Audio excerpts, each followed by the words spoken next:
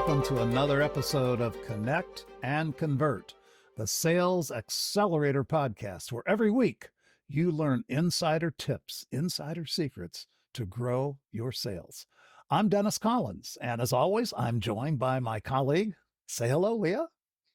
Leah Bumfrey from sunny Saskatoon up in Canada. Good to see everybody. Sunny Saskatoon.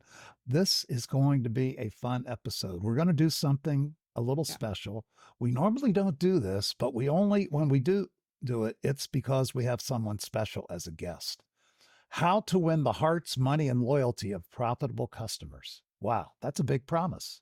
101 Relational Marketing Principles, Episode 1, A Wizard of Ads Marketing Guide. We know the guy who wrote this.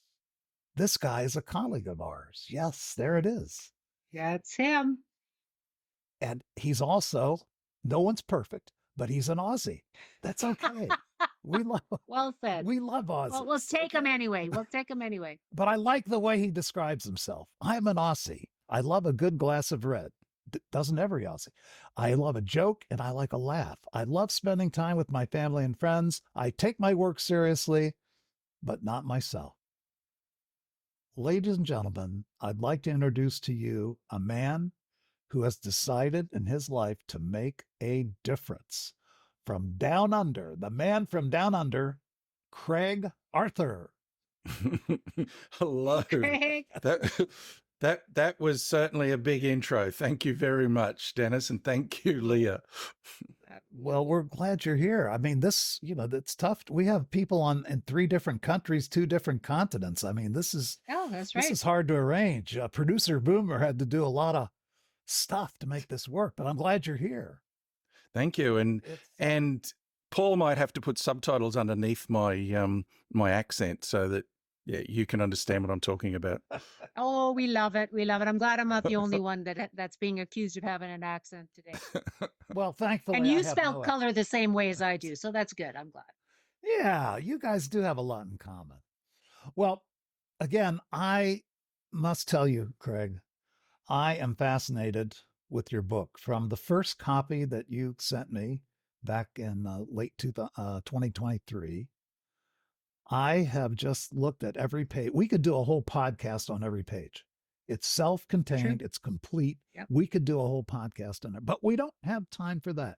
So tonight we're going to have to figure out what to leave out, because I wouldn't want to leave out anything, but unfortunately we're going to have to leave something else. Okay. 101 principles. Wow. No fluff, no BS.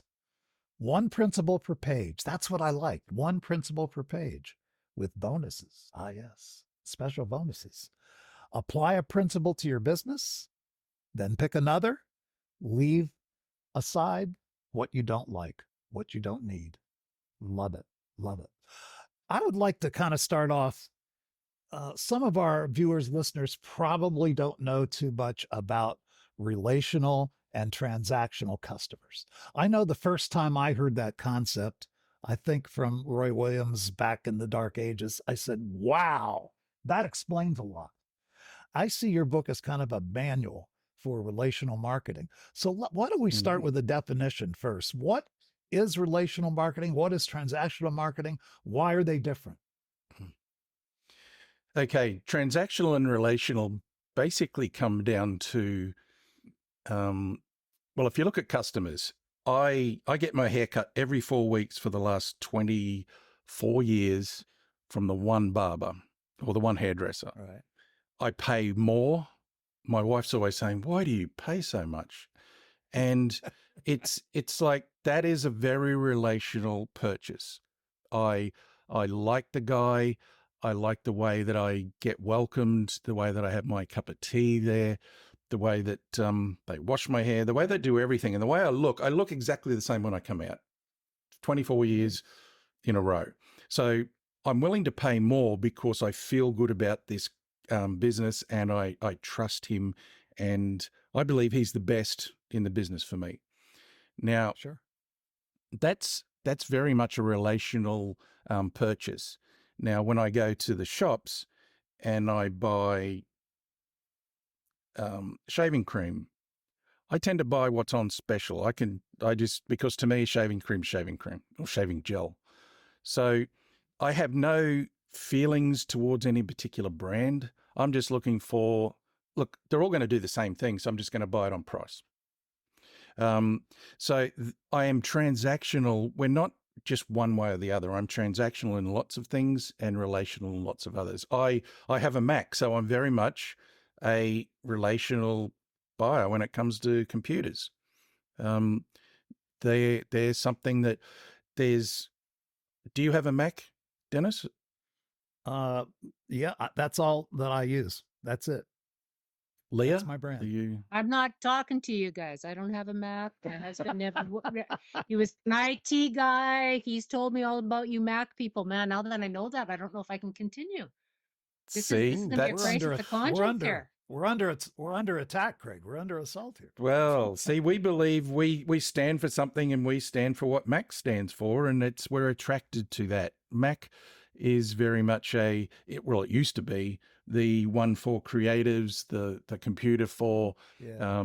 the people who are a little bit different. They like to do things differently, not the boring office workers. I saw those ads. Just to be clear, I have an Apple phone. Moving on from the Oh, whole good. computer thing, I've got a question for you, Craig. The first time you went to your barber, why did you go? Yes. Why did Okay. you go Now the very again, first time? this comes down to relational, because I used to be looking for someone I could trust, and I kept going to different people, and I wasn't happy. But how do we get word of mouth at work? I said, look, I'm looking for someone to do my hair, and my sales manager at the time said, my friends do it, and that's how I ended up there, because we tend to trust people that are close to us, don't we? So from a sales perspective, that one conversation led to, I've bought this guy a car with what I've paid for my hair. So he has got a small car over the 24 years, but it all came from that one conversation, and that I trusted my sales manager. But mind you, they lived up to what she told me. So getting back to transactional shopping mode, as I said, we were in both. Transactional shopping mode is, I have no predisposition to any business. I'm just looking for the lowest price, or I'm just looking for, it can be convenience. Transactional, you can just be, look, I don't particularly like this fast food place, but guess what? It's the only one here. So I'll buy from them. But relational is when you're looking for a long-term commitment to a business. That's where I buy Mac long-term. I've had Macs now for 23 years. So relational is very much, it's a bit like friends. We tend to have friends that we like and trust. Now, Dennis, I met you personally last year, and we talked about tennis, and we had a connection with tennis. And I liked the way you talked. I liked the way you, just your whole demeanor, and I just felt comfortable around you. So to me, that's a relationship, and I just felt good about being in the conversation with you. So a transactional, my father is an extremely transactional at everything. He just goes for the lowest price, and then he has lots of dramas afterwards, only from the fact that he always gets the lowest price provider, and he gets what he pays for. But I'm looking for someone I like and trust, looking for the brands that I know I feel good about. So a business can be relational, transactional. I worked in radio, and I think both of you guys did as well. And Indeed. The company I worked with was very transactional in their staff. They didn't really care about their staff. They were just like cannon fodder. It was, we can just replace you easily. The customers were like that as well. Just sell to them, sell, and we'll just get another one if they don't buy. And so that to me was against my values, because I was very relational. How can I help these business owners succeed? And so I actually suffered more or less like a breakdown. One day I literally cried in my cornflakes, because my values of, do you have cornflakes in America? We do. Yeah, we got cornflakes. They're nothing worse than having soggy cornflakes, and especially with tears in them. So because why I was crying in my cornflakes was was really because my values of helping people, long-term commitment, delivering what we promise, went against the values of the company I was working for. And Yeah. that caused stress. That caused me angst. It caused it like depression. And so Wow. if you're working, I just couldn't work there. And that's when I actually found Wizard of Ads, because I was looking for something, how does this work? And I'm looking for an expert I can trust. And that's how I found the Wizard of Ads company, Roy H. Williams, who wrote the best-selling trilogy. And I went to Wizard Academy, and I know they're a sponsor of your program. And so I found them very relational, and a company and I've been going back there for now. I've been a partner since 2001. So I've been going there for 24 years, 23, You were the 24 first years. partner, actually. Yeah, I was Right? the first partner. It was just timing was a good thing. Well, you must Sorry, have had Dennis. something Yeah. something that Roy liked, or you wouldn't Yeah, have it'd be been the more first than partner. timing, knowing Roy. He Yeah, saw I you think as so. being the right person. Yeah. But Well, while you're on this, yeah. you've opened up a bunch of doors that I want to try to go in, but there's one in particular. Let's talk again about relational customers and transactional customers. So I'm a small business owner, and I find that my customers tend to act in a transactional way. Okay. Is there anything I can do to either, number one, change them to relational type customers, or what is the loss I'm going to suffer if I throw them out and go after only relational customers? It's a very good question. And Dennis, just assuming your business, that you said you're in business, you've probably been running advertising that promotes sales and discounts and short-term buys.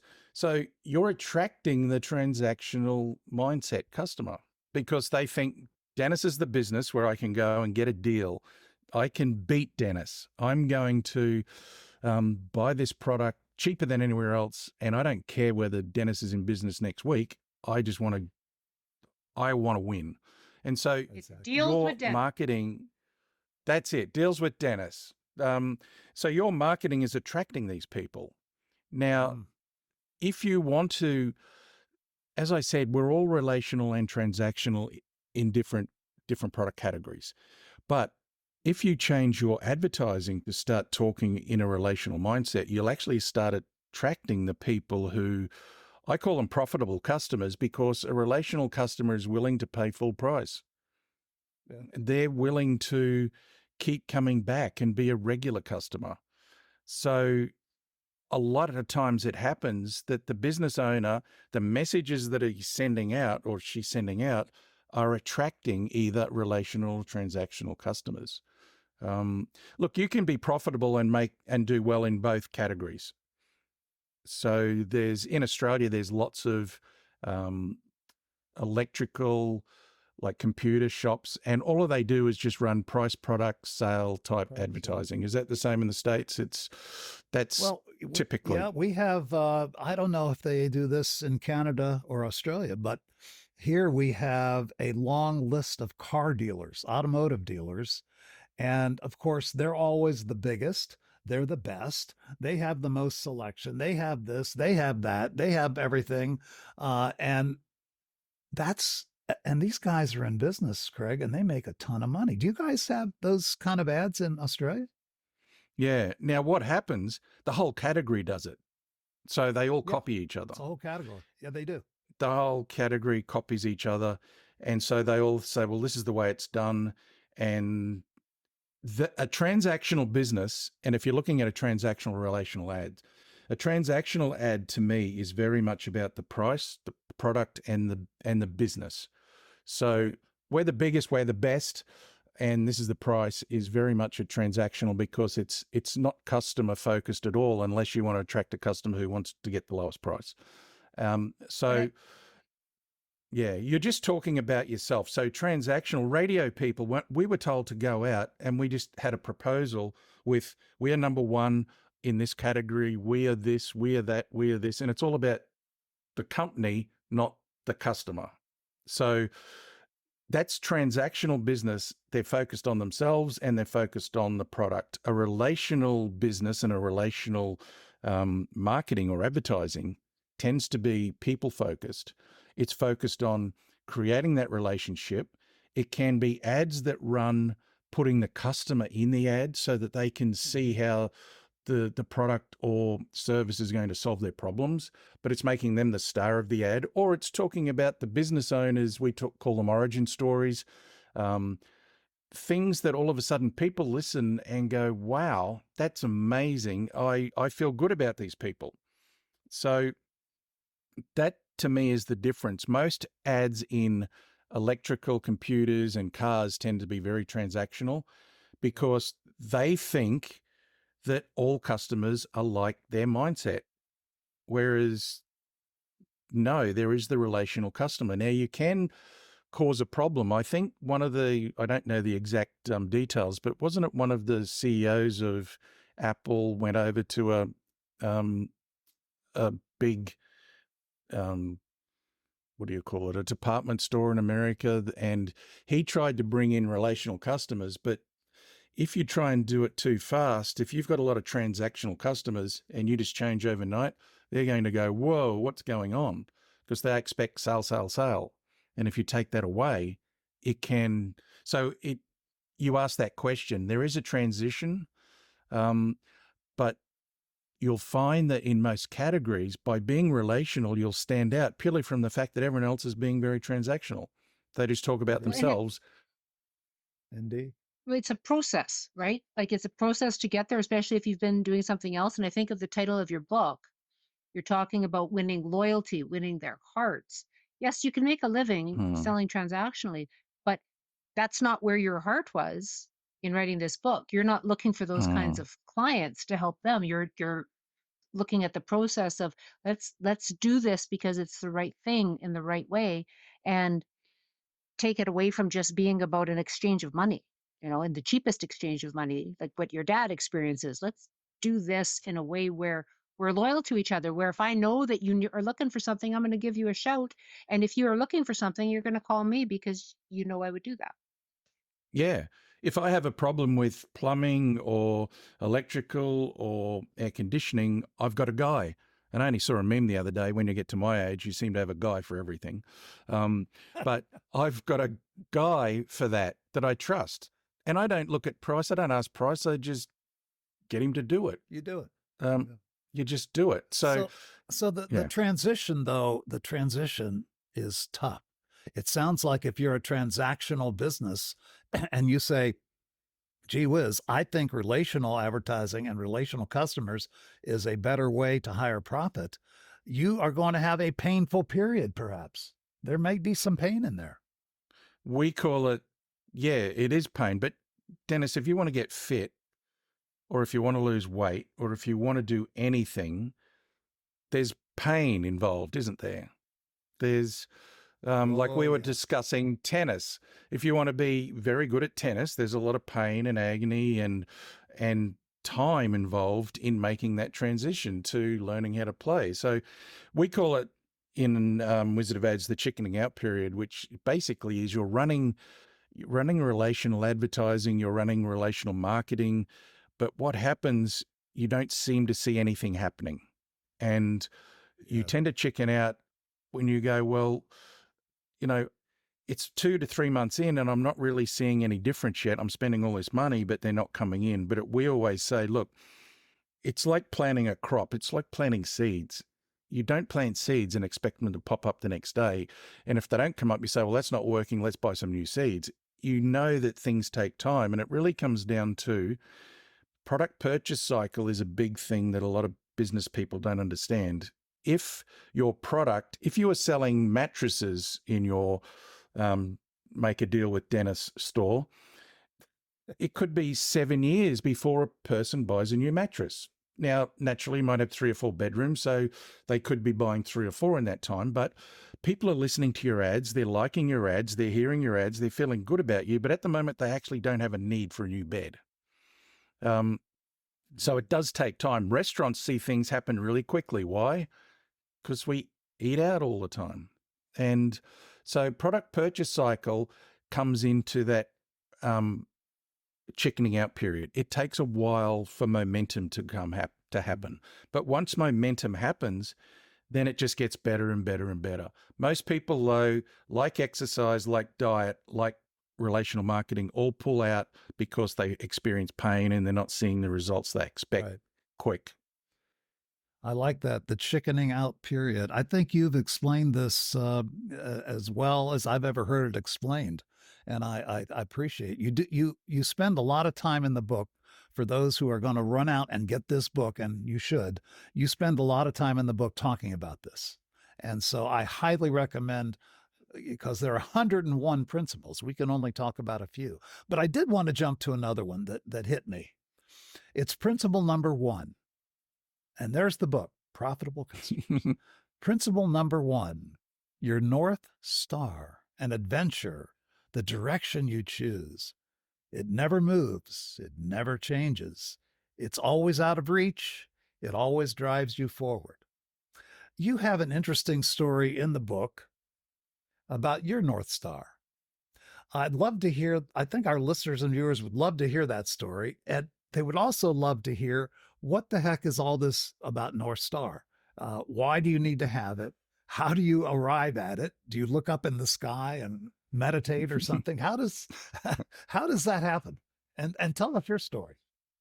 Okay. Just quickly, my story. We moved around a lot when I was a kid. Dad was with construction. So the first 2 years of my schooling, I ended up having like 6 schools, and I was always the new kid. And I was really scared every time I walked into a school ground. I was new kid. I got picked on a lot because that's the easy thing to do, pick on the new kid, isn't it? And I was little, like I'm 1.5 now, but I didn't grow till after I left high school.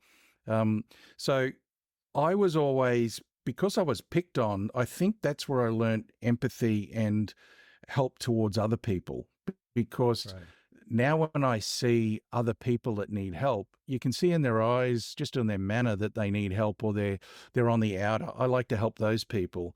And it's that, when I say my North Star, I guess my whole life has been devoted to then helping other people, and in those days fit in. But as I said in the book, now it's helping them stand out, because as you know, in marketing, the job is not to fit in and be like everyone else. The job is to stand out, so that For sure.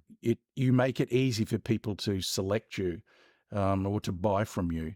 But the North Star, when people used to, in the Northern Hemisphere, in the Southern Hemisphere, we have the Southern Cross. So it just doesn't have the same appeal as Southern Cross. And the North Star is one that it never moves around. It's always in the same position. The Southern Cross moves everywhere. So it's like, this is hard. You need to try and find the Southern Cross. But it's a directional pointer. The North Star lines up with the center of the poles, and basically it doesn't move. Mm-hmm. So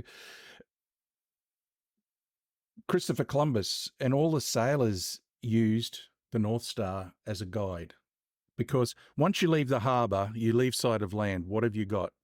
And in those days, at night, you've got the sun through the day, but the North Star is the guide. You can actually use that to keep you on track, because the waves and the wind hit you and knock you around. And it's the same in life. The other day, I wrote a post about, do you want to be miserable? Do you want to be happy? Now, want to be happy, I said, focus on what you do have, focus on past successes, focus on your achievements, focus on where you're going, focus on the process to get you there. And focus on your staff and customers if you're in business. Now, if you do that, that's where you're focusing and where you're looking. But it's easy to lose sight of that. You can have something happen and you start to feel like, oh, gee, I'm not good enough. And you start to lose track of, no, this is where I want to go. So the North Star is just the direction you want to go. It's guiding you. So I like helping people is just my big North Star. Specifically, it's business people.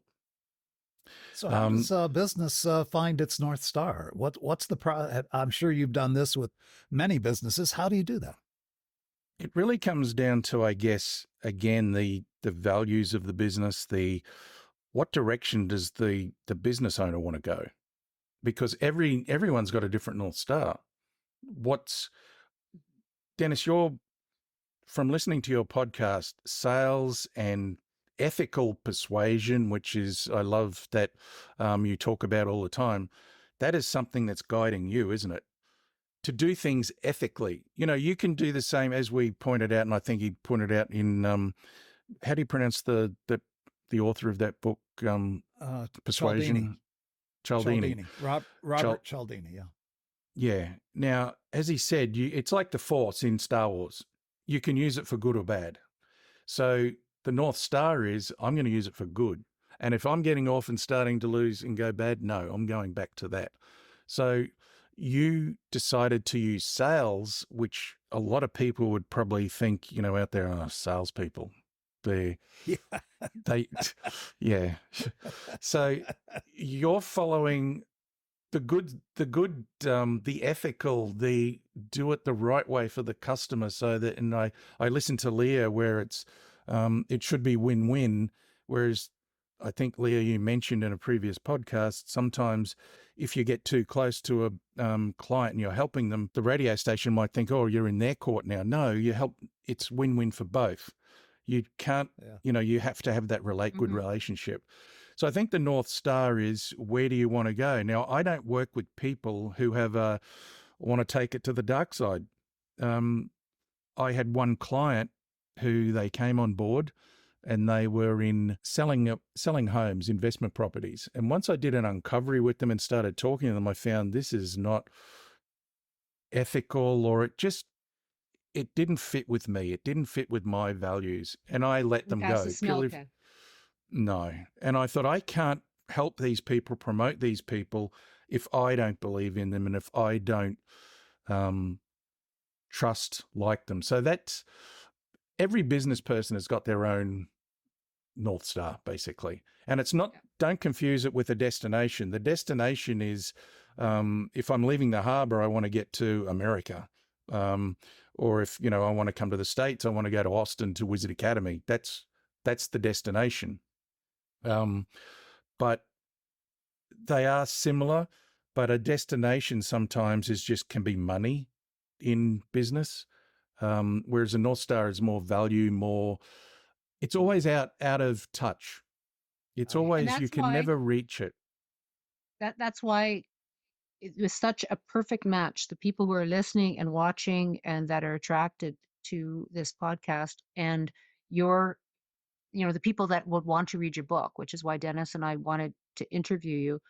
Dennis, I think we have to get Craig on again. I think we need another session with Craig just to get into some of the details, because we could keep going here. My heavens, yes. We have just not even scratched the surface, but would you be up for another session, sir? Certainly. I don't want to commit to it unless you do. Okay, it's done. All right, we're there. Will do. I'm holding session. it here so that people can see it. Which direction do I go? Okay, that is the book, The Gentleman from Down Under, with the lovely Australian accent, is Craig Arthur. He is a fellow Wizard of Ads partner, and the book is How to Win the Hearts, Money, and Loyalty of Profitable Customers, 101 Relational Marketing Principles. Every page is a gem. This is Dennis Collins and Leah Bumphrey signing off of this edition of Connect and Convert. We'll see you next time. Thanks, Craig. Thank you.